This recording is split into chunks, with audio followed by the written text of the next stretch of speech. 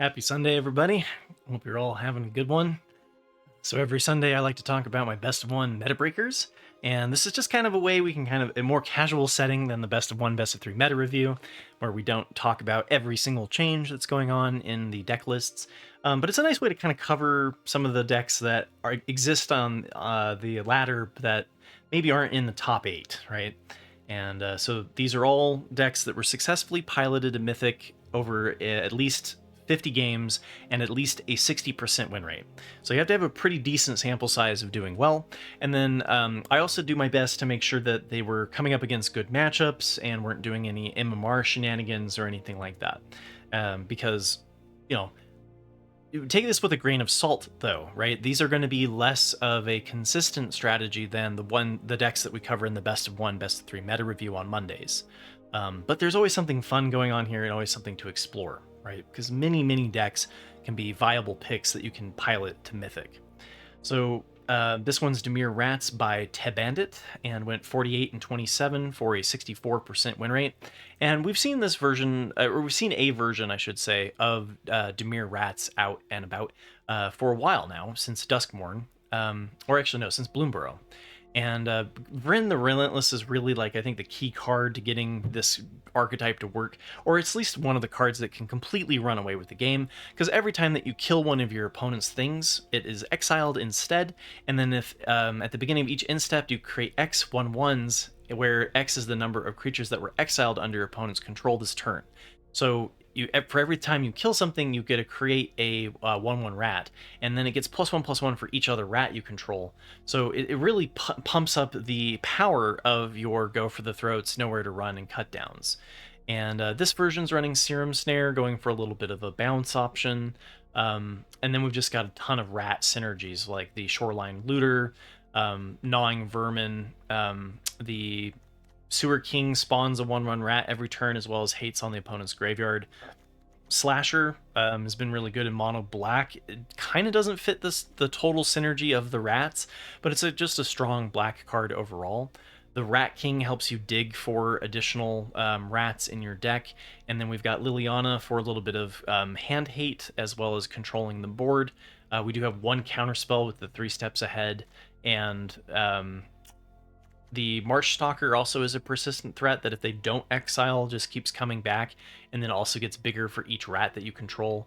Nashi is also a rat, and you can look for a legendary or an enchantment card, which helps you find your nowhere to run, or any of your legendary rats. So it's another way of kind of digging for the Vryns and such.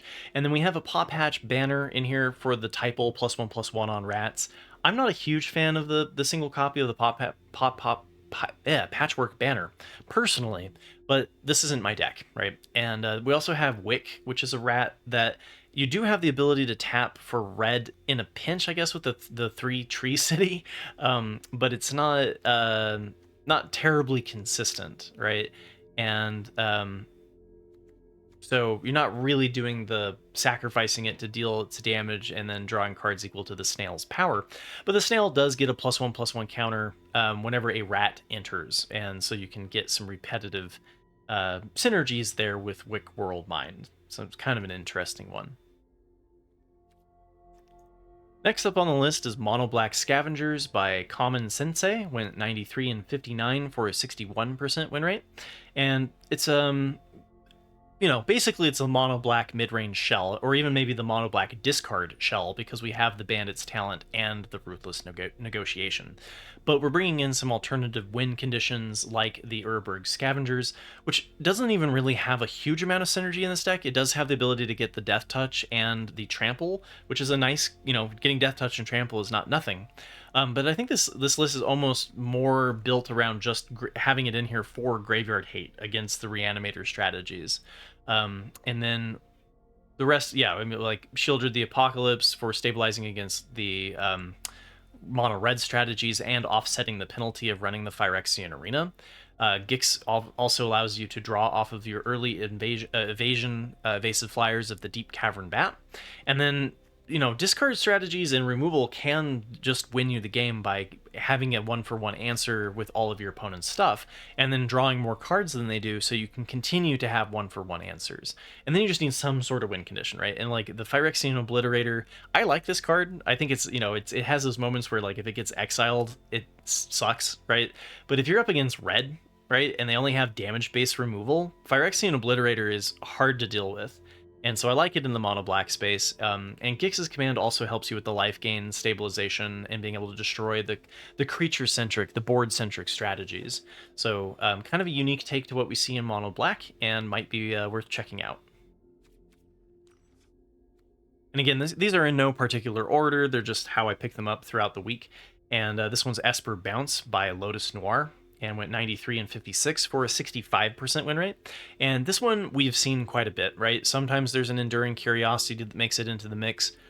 Recently, I've been exploring doing Dimir Bounce, where we're dropping the Nurturing Pixie and the Sheltered by Ghosts to run Enduring Curiosity and cut down and go for the throat. And to have a more consistent mana base with it just being in 2 colors, because the primary core of the deck is the Storm Chaser's Talent, the Fear of Isolation, and the This Town Ain't Big Enough. So I think the white is somewhat optional. The Sheltered by Ghosts does help stabilize against some of the early aggression, some of the early aggro strategies, but bringing in the cutdowns in black can kind of replace those. And then the Nurturing Pixie just gives you additional bounce, and I haven't found it to be super necessary. But one of the upsides to doing with the Kaido is that Nurturing Pixie is a flyer and can be a good ninjutsu target for your Kaido, giving you additional bounce in this deck. But you're replaying the Nowhere to Run over and over, replaying the Hopeless Nightmare to attack their hand. Meanwhile, playing the Storm Chaser's Talent so that you can loop back the This Town Ain't Big Enough, continuously bouncing and tapping their creatures. This deck is a lot of fun and is definitely... I'm surprised it hasn't made it into the top 8 yet, but I think that's because the archetype is kind of being... it's relatively new, right? I think that in a month or two, we'll see if it makes it into the top 8. But it's been working really well for me, at least the Dimir version on the ladder. All right, number 4 here is Selesnya Auras by Rixans, and went 157 and 108. And technically that's 59%, but it was 62.4% before going into Mythic. So once it was into Mythic, it started to lose a little bit more, which is pretty common because you have, your Mythic opponents are going to be better than your Platinum and your Diamond opponents. So Selesnya Auras, and we've also seen this deck list being run before. It's really leaning heavily into the Sheltered by Ghosts and taking advantage of the fact that the Toadster Admiral has Ward 2 already.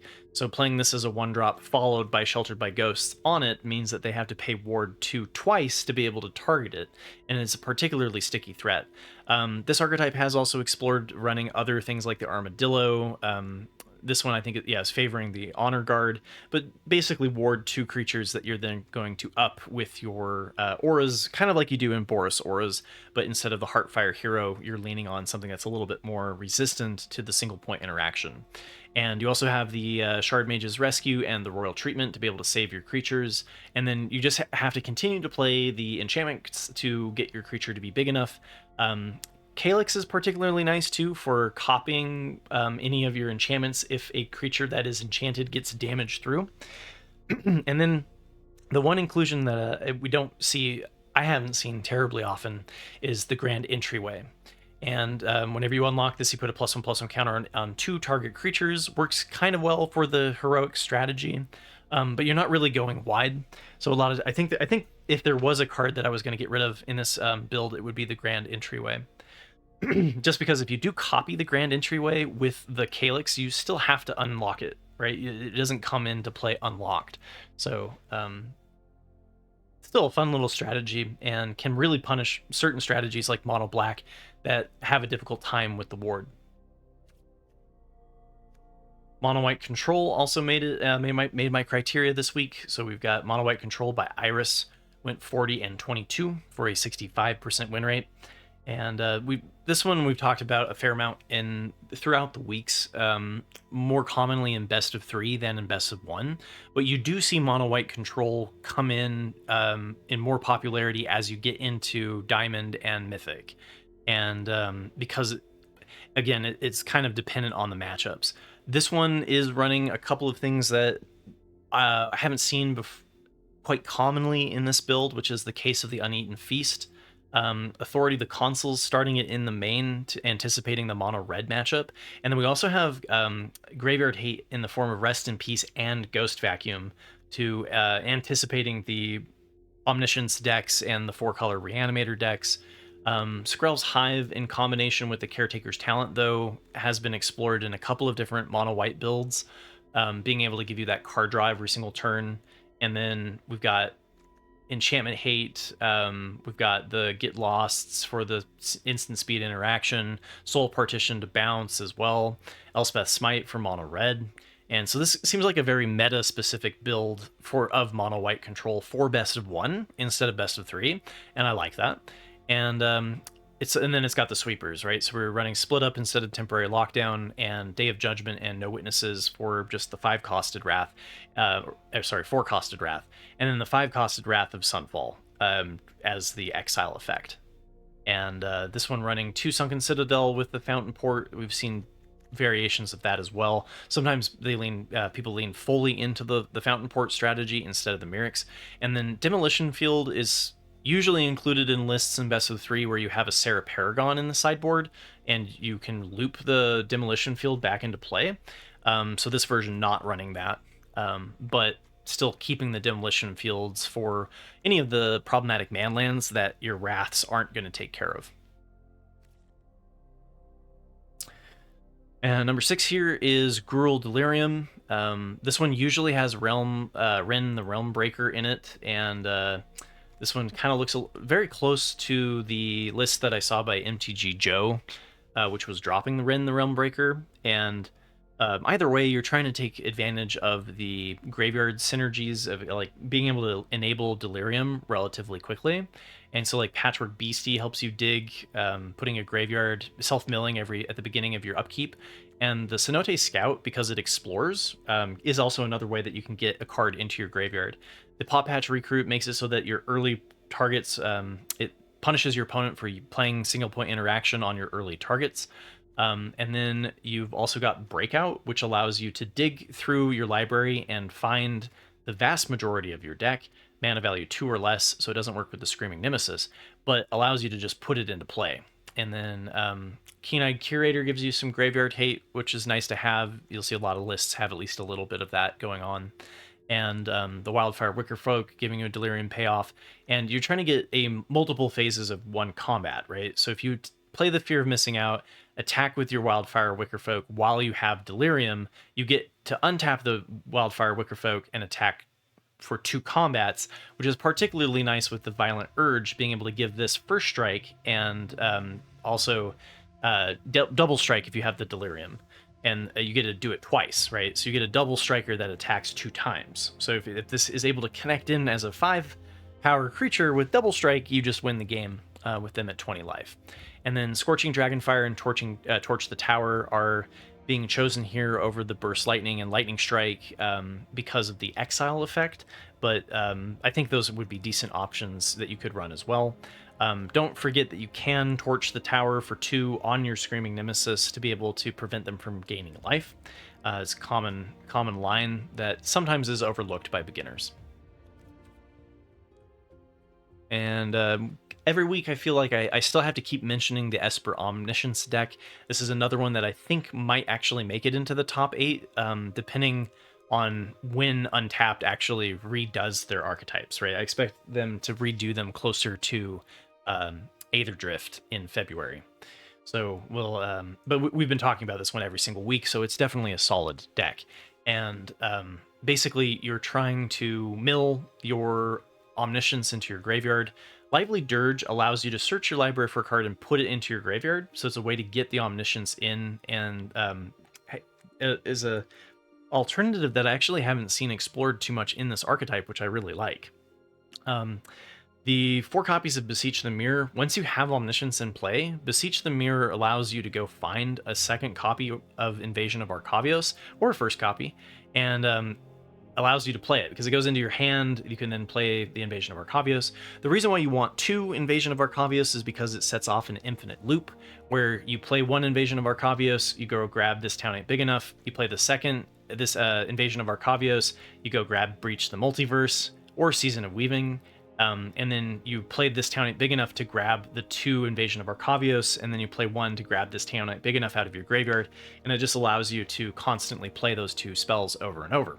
And Abuelo's Awakening is how you get the Omniscience out of your graveyard instead of reenact the crime. And we've seen a couple of different versions of this list. Confounding Riddle allows you to put a fair amount of cards into your graveyard, and so I like the inclusion of that. Been seeing that more often in this archetype. This one's not running the Picklock Prankster, the Fairy, being able to mill in other ways off of Moment of Truth and Archaeologist, and the Split Skin Doll allows you to have a mulligan strategy where you actually look for Omniscience in your opening hand with the Split Skin Doll, because then you can just immediately discard it, so you can guarantee the more easily guarantee the Abuelo's Awakening on turn 4. So Season of Weaving, by the way, creates a it bounces your opponent, and you create a copy of a creature. So you need to combine it with the Heroic Reinforcements or the Unnerving Grasp. So Unnerving Grasp creates a 2/2, is also an infinite loop, but each time it manifests, so it uses your library. And then if you've done that once, then you can then just copy with the Season of Weaving each one of the 2/2s without using up your library, so you don't run the risk of milling yourself out, but is also an infinite loop of bouncing and copying the Unnerving Grasp, similar to the This Town Ain't Big Enough kind of, or you just mill them out with Breach the Multiverse. But occasionally the self mill means that Breach the Multiverse is actually going to mill yourself out before it's going to mill out your opponent, right? So pros and cons, different routes that you can kind of take. Honestly, the sideboard, I think, is more what's being changed than the main in this deck, but still a really fun little combo deck that's been doing quite well. And we Domain's also been doing really well. It hasn't been making it into the top 8. It's a more popular best of 3 deck, but it's still a very viable strategy. So this one was technically slightly under the 50 matches, but it was close enough. It was Domain by Cobra Kyle, went 34-12 for a 74% win rate. So even if they lost their next 2 matches, they'd still be well above a 60% win rate. And the strategy for this one is also pretty solid. There's not a lot of variation going on in this list from previous times. This one bringing in 1 copy of Elspeth's Smite to help out against the mono-red strategies in best of 1. But this one actually can do okay because of the Get Losts and then Zur's Lifelink. If you can get this if you can get to turn 5 and be able to play Zur and turn on your Leyline Binding into a 6/6 Lifelinker, is a pretty good way to do it. Pretty good way to go about it. And then you've just got your really high-end kind of overlords that impending allows you to play them for cheaper, but they still come in as the mana value of 5 or 6, so they trigger the Up the Beanstalk, and that's a particularly nice turn 2 followed by a turn 3 draw card, ramp into your turn 5. You can get going quite fast with this deck, and then you also have some sweepers if things get out of control, like Day of Judgment and Sunfall. We've got Dimir Demons by Toto, went 66-44 for a 60% win rate. I think I forgot to mention the Esper Omniscience deck by Zodir was 37-9 for an 80% win rate, so that deck can absolutely crush people. And Gruul Delirium, I don't think I said it either, was Big No by Big No 985 for 64-33 for a 66% win rate. So Dimir Demons here by Toto, though, was 66-44 for a 60% win rate. And we've seen this one as well. This one's, sometimes I call this one Dimir Control. you're leaning more heavily into the mill your opponent out strategy, because the Doomsday Excruciator puts your opponent down and yourself down to 6 cards left in your library, which is within striking range of Breach the Multiverse or Jace the Perfected Mind. And I think you include the Breach the Multiverse in here in case Jace gets pithing needled or the end and gets removed entirely from your list. You still have the ability to play this and then win. It's a little bit awkward when you come up against another deck that's also doing the mill, because then you play this and they mill you, and then you're in trouble. So more, it's better the more often that you're not going to run into the mirror of somebody else running the Dimir control list. And the only reason why I hesitate to call this Dimir Demons is because there is a Dimir Demons list that we saw from the World Championship that was leaning more heavily into Unholy Annex. That is a little bit more of a strictly like demon synergy. But then we've got, the 4 copies of the Mazemind Tome. Again, very powerful card that we got in Foundations, going to see a lot more play in Control. And then you've got counter spells and hand hate options, as well as creature-based removal to affect your opponent. And last but not least is Azorius Omniscience by Versup. And this one is kind of, instead of having the Beseech the Mirror in the main, you just start this one in the sideboard. Invasion of Arcavios then goes and finds the Beseech the Mirror. Beseech the Mirror then can go and find your other copy of Invasion of Arcavios, and then Invasion of Arcavios finds this town ain't big enough. This town ain't big enough, then bounces the 2, and you start the loop over like I was talking about in the other deck.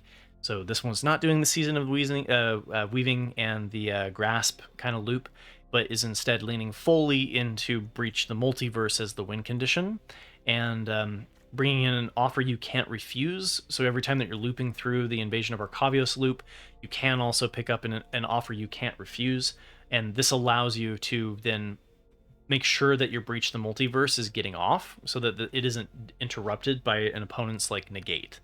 But still similar strategy. This one is running the Picklock Prankster to get the Omniscience into the graveyard, using the Abuelo's Awakening to then bring that back. And so very, very similar strategy to what we talked about in Omniscience already. This one went 55 and 37 for a 60% win rate, so it was quite a bit lower win rate than the Esper version.